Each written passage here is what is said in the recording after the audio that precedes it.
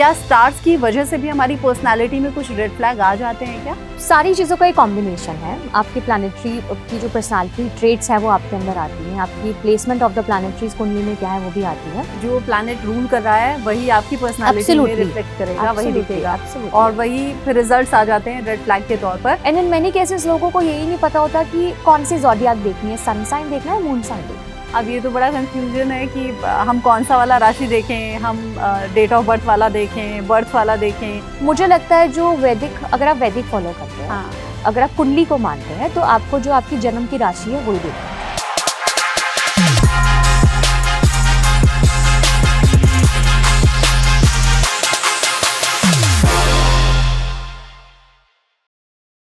आजकल की जनरेशन में आपने बहुत सुना होगा, वो तो रेड फ्लैग है, वो है ग्रीन फ्लैग। आजकल ग्रीन फॉरेस्ट की भी बहुत बात होती है, लेकिन क्या आपने सोचा है कि ये रेड फ्लैग होते क्या हैं और क्या इसका आपके स्टार से कोई कनेक्शन है क्या? आप सामने वाले की कमी तो निकाल देते हैं, लेकिन आप में भी तो कुछ कमियां हो सकती हैं, उसे एनालाइज कैसे करें और क्या इसका आपके बर्थ चार्ट से भी कोई कनेक्शन है?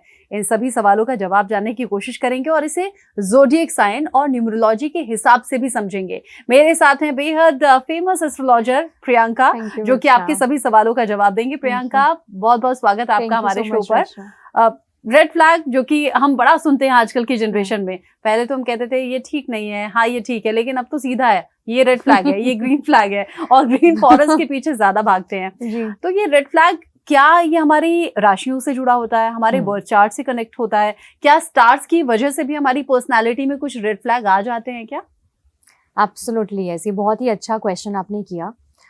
सारी चीज़ों का एक कॉम्बिनेशन है। आपके प्लानिटरी की जो पर्सनालिटी ट्रेट्स है वो आपके अंदर आती हैं। आपकी प्लेसमेंट ऑफ द प्लानिटरीज कुंडली में क्या है वो भी आती है। पर कहते हैं ना कि हर एक राशि का एक good side and bad side होता है। हाँ। तो कहीं ना कहीं वो हर व्यक्ति के अंदर, हर इंसान के अंदर, हर बच्चे बड़े के अंदर वो चीज़ होती होती है कि आपकी राशि कैसी है, उसका जो प्लानिट है वो उसके ट्रेट्स आप में आएंगे।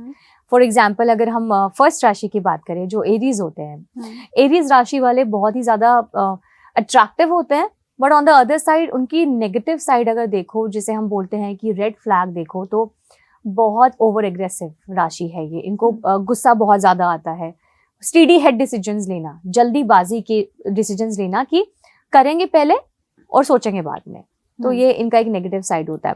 अगर हम टॉरस की बात करें तो वृषभ राशि वाले जो लोग होते हैं तो इनके पर्सनालिटी ट्रेट्स बहुत ज्यादा डिफरेंट होते हैं। Dependency on others for taurus is too much. शुरू में प्यार दिखाएंगे, बाद में लॉस्ट हो जाएंगे। तो ये इनका बहुत बड़ा रेड फ्लैग है। एज जेमिनाई की अगर हम बात करें तो Gemini double personality trait hold करती है, तो they love you first then they ghost you. तो इनका ये नेगेटिव साइड है कि आपको पहले प्यार करेंगे फिर आपको घोस्ट करेंगे। एंड अगर हम कर्क राशि की बात करें, कैंसेरियंस की अगर हम बात करें, तो they are more dependent on the partner emotionally. So आप हंसेंगे तो वो हंसेंगे, अगर आप उदास हो गए तो वो भी उदास हो जाएंगे। लियो की अगर नेगेटिव साइड देखें हम, बहुत ओवर रोमांटिक है, लेकिन कभी कभी उनकी जब नीड्स पूरी नहीं होती तो उनका वो एग्रेशन जो है वो बढ़ जाता है कि मेरी नीड्स पूरी नहीं हो रही। वर्गो की आदत ये होती है कि वर्गोस को लगता है इनका प्लैनेट जो है ज्यादा, जो इनको रूल करता है वो मरकरी रूल करता है, बुध रूल करता है इनको। तो ये चाहते हैं कि जब भी हमारी बात हो ना, क्लियर बात हो। अगर क्लियर बात नहीं होती ना इनकी, तो ये झगड़ा कर लेते हैं सामने वाले से कि कम्युनिकेशन क्लियर नहीं है, so I don't want to talk to you, fight करने लग जाएंगे। ऐसे ही अगर हम बात करें तुला राशि वालों के, लिब्रंस के बारे में, इनका नेगेटिव साइड क्या होता है, बहुत ज्यादा इरिटेट हो जाते हैं कि इनको शॉर्ट में बात करना है और इनसे छोटी छोटी बात करो और वर्ड टू वर्ड बात करो, नहीं तो मैं गुस्सा हो जाऊंगा या मैं गुस्सा हो जाऊंगी। तो लिब्रंस के बाद में पेशेंस इतना ज्यादा नहीं होता टॉलरेंस का कि टॉलरेट कर पाए। अगर हम बात करें एक्वेरियस के बारे में, तो इनके भी इमोशंस इतने ज्यादा ओवरफ्लो होते हैं कि ये अपने फ्लो में चीजों को खराब कर लेते हैं। अगर इनको इमोशनल फुलफिलमेंट नहीं मिलेगी कहीं से, तो ये अपनी वाणी से ही चीजों को खराब कर लेंगे। एंड अगर हम कैप्रिकॉन्स के बारे में यहाँ पे बात करें, जो मकर राशि के लोग होते हैं, इनको हर चीज की बहुत जल्दी होती है, अभी चाहिए, सब कुछ इंस्टेंटली ही चाहिए। अगर इनको नहीं मिलेगा ना तो इनको गुस्सा आ जाता है कि नहीं, मेरे लिए ये ठीक नहीं है, मेरे लिए मुझे ये चाहिए और मुझे नहीं मिलेगा तो I will not talk to you. तो इनके पर्सनालिटी ट्रेट्स ऐसे होते हैं। अगर हम सेजिटेरियस की बात करें तो इनको बहुत नेगेटिव साइड पे देखें ना, कम बोलना पसंद है, कि उनको फर्क नहीं पड़ता आप क्या फील कर रहे हो, but they will only talk in a concised way. बहुत छोटी छोटी बातें करना पसंद है, कम बोलना पसंद है। एंड मीन राशि पाइसेरियंस के बारे में अगर हम बात करें तो इनको क्या लगता है ना कि लाइफ में सब कुछ इमोशन से हैंडल हो सकता है, बट ऐसा नहीं होता। कहीं ना कहीं आपको एक स्ट्रॉन्ग डिसीजंस लाइफ में लेने पड़ते हैं। तो ये कुछ ना कुछ रेड फ्लैग्स हैं जो हर राशि में होते हैं। इनिशियली प्लैनेटरीज जो है, यानी कि मर्करी जो है, वीनस जो है, सन है, मून है, या और अदर प्लैनेटरीज हर एक राशि के लाइफ में रोल प्ले करते हैं। पर्सनालिटी ट्रेट्स भी आपकी न्यूमरोलॉजी एंड राशि एंड ज़ोडिएक साइन के हिसाब से ही आपके अंदर आती है। तो जैसा आपका पर्सनालिटी होगा, ज़ोडिएक होगा, वैसे ही ट्रेट्स आपकी पर्सनालिटी में दिखाई देंगे।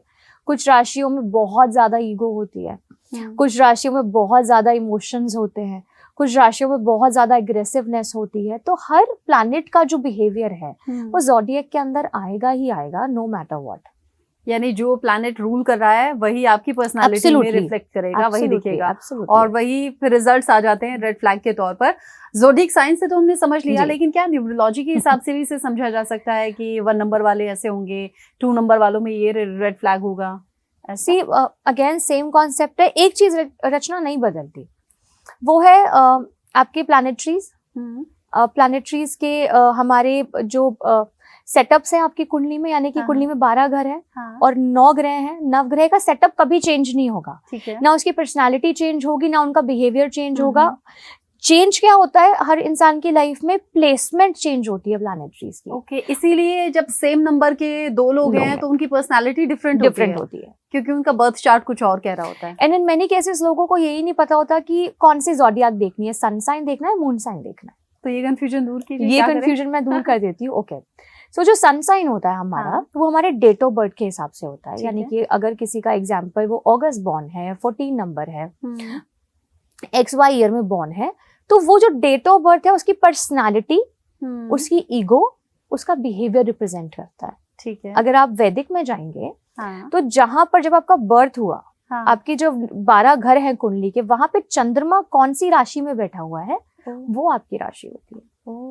और मेन राशि, अगर आप लाइफ के बारे में जानना चाहते हैं, for the major decisions like marriage, relationship, career, investment, property, everything, तो आपकी जो लगन की राशि होगी, जो आपकी मेन राशि है कुंडली में, उसी को ही कंसीडरेशन दी जाती है, क्योंकि पर्सनालिटी से आप मेजर डिसीजंस नहीं ले सकते। तो डेट ऑफ बर्थ जो सन साइन है that is your personality, and जो मून साइन है वो आपकी ओरिजिनल राशि होती है।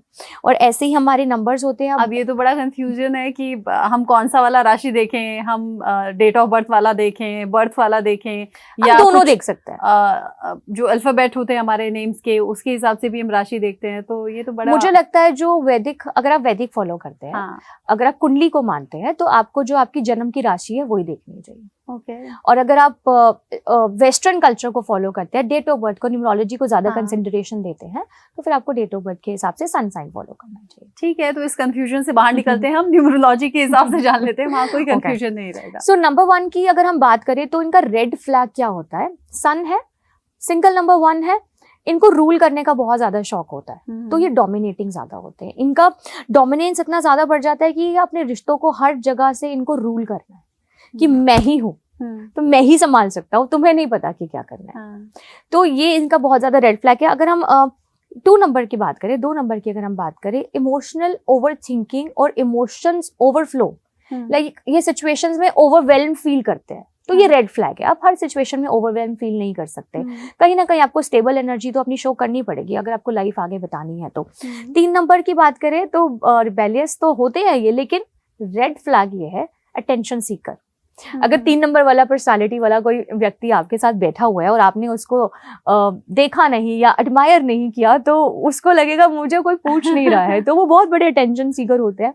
एंड 4 नंबर वालों का सबसे ज्यादा नेगेटिव अगर आप देखें, इनका क्या होता है कि नेगेटिव साइड सबसे बड़ी इनकी लाइफ की फेलियर की रहती है self doubt and over thinking. ये सेल्फ डाउट में रह जाते हैं कि क्या मैं एलिजिबल हूँ, क्या मैं कर सकता हूँ, क्या ये मैं कर पाऊंगा। तो ये इनको जो लाइफ में कहीं ना कहीं फेलियर का कारण बढ़ता है, और इससे ये आर्ग्यूमेंट्स में ज्यादा पड़ते हैं कि बहस करेंगे हर छोटी बात पे कि मेरे को डिफाइन करने दो कि मैं क्या कर सकता हूँ, I know my self better. तो ये इनका कहीं ना कहीं नेगेटिव साइड में जाता है, 4 नंबर वालों का है।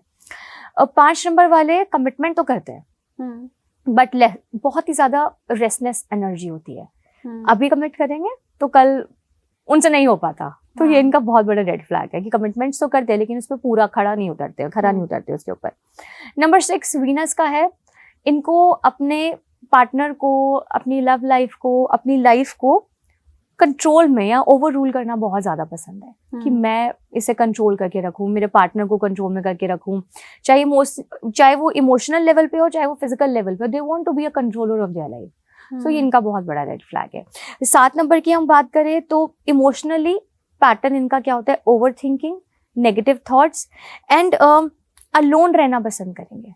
ज्यादा आइसोलेशन में खुद को डाल देंगे कि मैं अकेला ही अच्छा फील करूंगा या मेरे को अकेले ही रहने दो। तो ये इनका बहुत बड़ा रेड फ्लैग है, जिनकी वजह से कहीं ना कहीं लाइफ में ये नॉर्मल बिहेव नहीं करते। दे बिहेव मैं बहुत बड़ा हूँ, अपनी एज से मेच्योर बिहेव करने लग जाते हैं 7 नंबर वाले कि मैं अकेले रहता हूँ तो मैंने लाइफ तुमसे ज्यादा देखी है। बट वो बंदा घर से बाहर भी नहीं निकला अभी तक, उसको नहीं पता कि लाइफ क्या है। कि इनका बहुत बड़ा नेगेटिव साइड है। 8 नंबर वालों की बात करें तो इनकी सबसे बड़ी रेड फ्लैग है एंगर होल्ड करते हैं। गुस्सा इनको होल्ड करना है, अपना गुस्से को होल्ड करके रखते हैं, जिसकी वजह से इनकी सामने वाले को समझना कुछ और होता है, वो समझता कुछ और है। तो ये इनकी बहुत बड़ी जो है नेगेटिव साइड है। 9 नंबर की अगर हम बात करें तो इनका रेड फ्लैग है एग्रेसिव होते हैं, सब कुछ करना चाहते हैं, सब कुछ करने के चक्कर में कुछ भी नहीं करवाते। तो इनको यहाँ पर अपनी एनर्जी को होल्ड करना चाहिए और एनर्जी को होल्ड करके यूटिलाइज करना चाहिए, तभी इनके जो negative sides of all the numbers हैं फ्रॉम 1 to 9 ये ठीक हो सकते हैं। एंड सिंपल एक रेमेडी मैं बताऊंगी इनके लिए आपको कि इनको क्या करना चाहिए। 1 to 9 नंबर्स वालों को कुछ ऐसी चीजें जो रूटीन में फॉलो करें। One is meditation. आप गुस्सा करते हैं, आप एंगर बहुत ज्यादा है आपके अंदर, आप सप्रेस्ड है, आइसोलेटेड है, आइसोलेशन में रहते हैं, मेडिटेशन करनी है आपको। कौन सी मेडिटेशन? नॉर्मल मेडिटेशन नहीं करनी, मून लाइट मेडिटेशन। जब भी न्यू मून होता है आप अपने टेरेस पे जाइए जहां से भी एक्सेस हो मून का, इनको 15 मिनट्स मून के नीचे बैठ के मेडिटेशन करने से जो आप यूनिवर्सल एनर्जी गेन करते हैं प्लैनेट की, क्योंकि 2 ही प्लैनेट्स आपको प्रत्यक्ष दिखते हैं, एक सूर्य एक चंद्रमा। तो जब एनर्जी आप गेन करते हैं तो आपके अंदर बदलाव आते हैं। आपके चक्रास अलाइंड नहीं है अगर, एंगर, डिप्रेशन, एंजाइटी, दूसरों से जलन करना, जेलस करना, रेस्टलेस रहना, पीसीओडी, पीएमएस, पीसीओएस एंड और बहुत सारे इनफर्टिलिटी इश्यूज, ऐसे बहुत सारे इश्यूज लाइफ में लोगों को आते हैं इन नंबर्स के ट्रेड्स को लोगों को। चाहे हमारी यंग जनरेशन है उनको भी पीसीओडी, पीसीओएस एंड एंजाइटी बहुत ज्यादा देखने को मिलता है। तो ये अगर इनके चक्रास अलाइन नहीं होंगे, सिंक नहीं होंगे नंबर्स के साथ, प्लैनेट्स के साथ में, तो ये फेस करेंगे ही करेंगे। तो आपको क्या करना है, नंगे पैर यानी कि बेयरफुट आपको घास पे चलना है। अच्छा, इससे क्या होगा, आपका रूट चक्र स्ट्रांग होगा। रूट चक्र स्ट्रांग होने से आपको लाइफ में फाइनेंशियल स्टेबिलिटी आएगी। And when you have financial stability आप इमोशनल भी स्टेबल फील करते हैं। मुझे ऐसा लगता है कि जब आपके पास इमोशनल सिक्योरिटी नहीं है, आप फाइनेंशियल सिक्योर होंगे तो इमोशनल सिक्योरिटी ऑटोमेटिकली आपके पास आ जाएगी। बिल्कुल, क्योंकि कनेक्टेड आप कहीं ना कहीं। थर्ड वेरी इंपॉर्टेंट, किसी भी देवी देवता को आप फॉलो करते हैं, अगर आप नहीं भी करते, आप यंगस्टर आप नहीं भी करते, 10 मिनट्स अपने आप को डेली अकेले में आपको देने हैं कि आप कुछ भी मत करिए, आप कोई नोटबुक मत उठाइए, आप कुछ भी फोन को यूज मत करिए, शांति से बस आप ऐसे अपनी आईज बंद करिए और अपने आप के साथ टाइम स्पेंड करिए। That is called me time. Me time is very important. Fourth very important is कि अगर आपको लगता है कि एफर्मेशन वर्क करती है आपके लिए तो आपको जर्नलाइजिंग जरूर करनी चाहिए सुबह उठने से पहले। आपकी लव की हो, मैनिफेस्टेशन की हो, किसी चीज की भी हो, ये करनी चाहिए। एंड फिफ्थ, साल में 1 बार 2 बार 3 बार जब भी मौका मिले स्पिरिचुअल ट्रैवल जरूर करें, क्योंकि जो मैग्नेटिक एनर्जी होती है स्पिरिचुअल प्लेसेस की वो आपकी लाइफ में बहुत ट्रांसफॉर्मेशन लेकर आती है। तो आई थिंक ये रेमेडीज करना आजकल के यंगस्टर्स के लिए बहुत सिंपल है। ऐसी कोई बहुत डिफिकल्ट रेमेडीज नहीं है कि आप नहीं कर सकते, आपको माला पहननी है, कोई जाप करना, इट्स वेरी सिंपल। आप अपने घर में अपने रूम में बैठ के या ट्रैवल करते हुए भी कर सकते हो। This will help you to align yourself, your life, your chakras and the planetaries. जो रेड फ्लैग्स आपके हैं वो कंट्रोल में रहेंगे और आपके अपने भी आपके कंट्रोल में रहेंगे। प्रियंका ने बहुत अच्छी इन्फॉर्मेशन हमारे व्यूअर्स तक पहुंचा दी है और रेड फ्लैग के पीछे आपके स्टार्स क्या रोल प्ले करते हैं ये भी हमने बहुत अच्छे से जाना। पहचान लिया, न्यूमरोलॉजी के हिसाब से भी हाँ। आप अपने रेड फ्लैग्स को Right. पहचान सकते हैं। Right. लेकिन मुझे लगता है व्यूअर्स के मन में ये सवाल जरूर होगा कि रेड फ्लैग कहाँ नहीं मिलेगा और कैसे कॉम्बिनेशन बनाए, कौन सा ज़ोडिएक साइन किसके साथ जाए, कौन सा नंबर किसके Right. साथ जाए। तो हम अपने व्यूअर्स से प्रॉमिस कर लेते हैं कि नेक्स्ट एपिसोड में हम उन कॉम्बिनेशंस पर भी बात करेंगे, लेकिन चूंकि अभी टाइम की कमी है। Thank you so much Priyanka, so आपने much, इतनी अच्छी Rachna. जानकारी Thank हमारे you. व्यूअर्स तक पहुंचाई। इसी के साथ खास एपिसोड में बस इतना ही।